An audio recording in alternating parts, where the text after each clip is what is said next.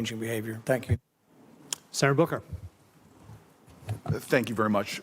Mr. Secretary, you and I talked a lot about Africa, and I raised concerns about a lot of the cuts. We're seeing globally an increase in tuberculosis, an increase in malaria cases. We see a continued ongoing on the continent HIV crisis.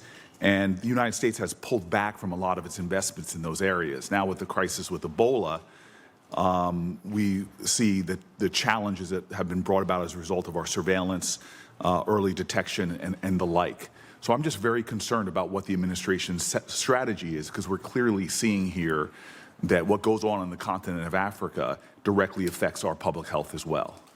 Well, first of all, I don't agree with that assessment. I mean, first of all, it's not about cutting back. The response here is not just how much money you spend, it's what results you're going to get. Now, let's talk about Ebola for a second. Ebola, the outbreak in Ebola was in a war-torn, isolated rural area in the DRC. That's where that began. Since that time, our response has been very quick, very rapid. Well, so you're saying you did not cut early detection periods. I'm not talking about... I'm saying that whatever you're pointing to as the cut is not the reason why there was an Ebola outbreak. I'm not connecting the two. I'm simply saying... Well, you are connecting them. You said that our cuts... Senator Rubio, I'm not trying to get in an argument with you. I would really like to actually have my questions answered. So very quickly, we cut early detection when it comes to infectious diseases on the continent. Factually, this is not an opinion. We made those cuts. We cut early warning systems on the continent. It had nothing to do with the Ebola outbreak.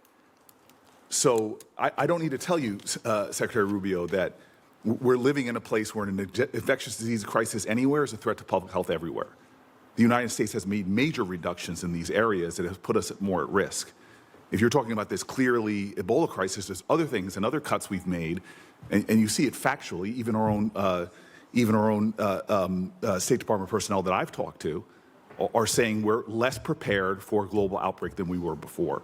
And my worry is, specifically in a budget hearing, is this budget makes even deeper cuts into the kind of things that could prevent the next outbreak, or, as we've seen unfortunately with COVID, have us more prepared. Yeah, I don't agree with that assessment. I don't know who told you that at the State Department. So let's move on. My time is limited. I know, but that's an important question. I don't want to eat up your time, but I need to answer that because I just don't agree with that. Mr. Secretary, you can't even agree on the facts. Because that's not accurate. I mean, again, you look at what we've entered into with these countries. It's not accurate that we cut early detection.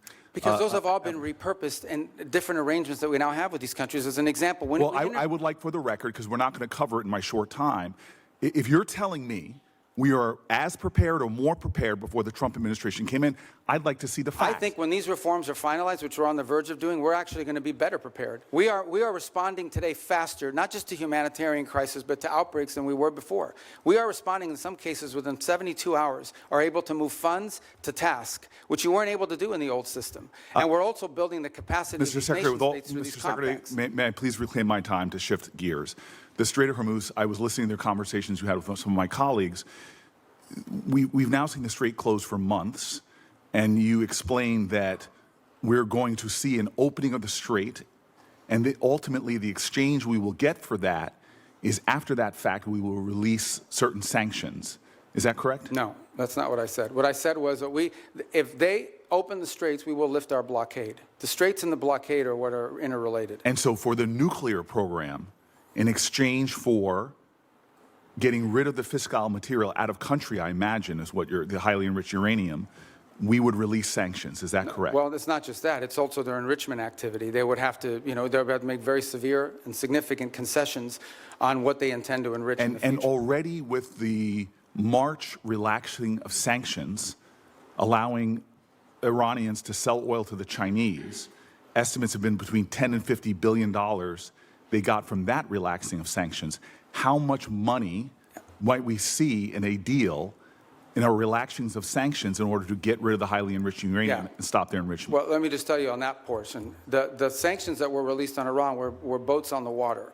And so that oil was already out in the marketplace. It was sold at market rates, but the sanctions covered, and to the extent we've been able to enforce them, we have the revenues of those sales. So yeah, the Iranian oil was unsanctioned so that it could be sold, but the revenue would have to flow back to blocked accounts, which our sanctions were able to go after. We've also seized, I believe, 6 vessels in the Indo-Pacific that involved Iranian sanctioned oil on top of it. So that wasn't necessarily a trade. They didn't get $50 billion directly as a result of, they might have gotten some of it, they certainly didn't get the majority of it. They are now losing hundreds of millions of dollars a day in revenue because of the blockade. And the blockade exists because of what they're doing in the Straits. Right, and I guess the conclusion I have, and my time's expired, is that the Strait of Hormuz was open before this unjustified war.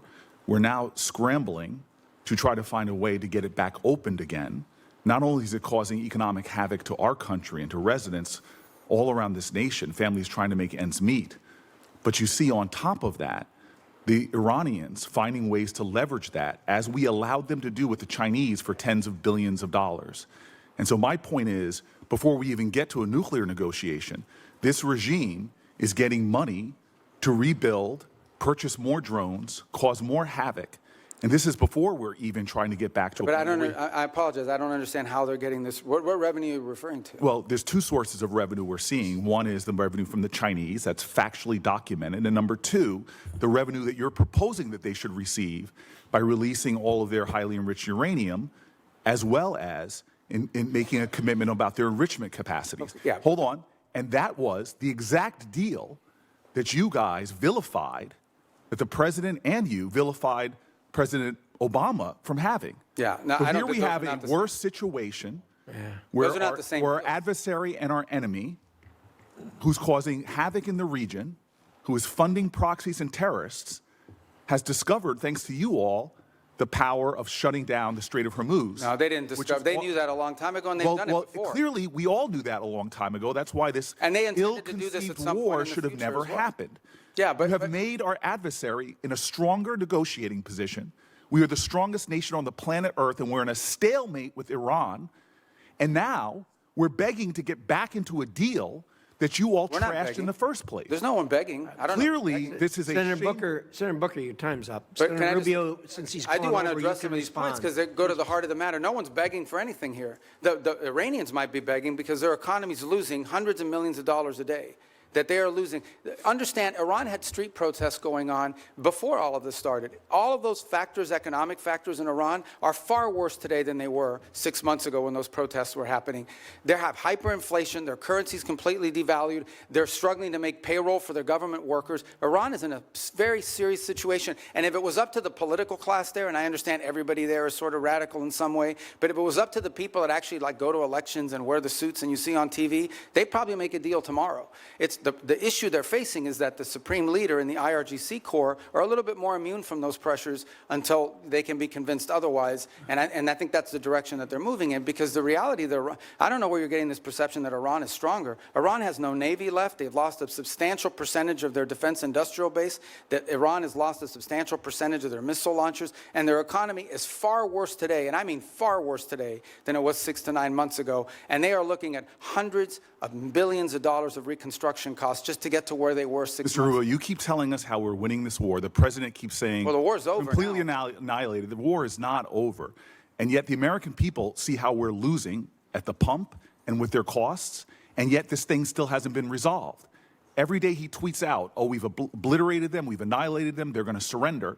But yet we still find ourselves spending billions of dollars a week Senator on Booker, a war abroad. you've gone way over. And I've been It would very be nice generous if we on had time, hearings so. where people Thank had to you, be held Senator accountable. Booker.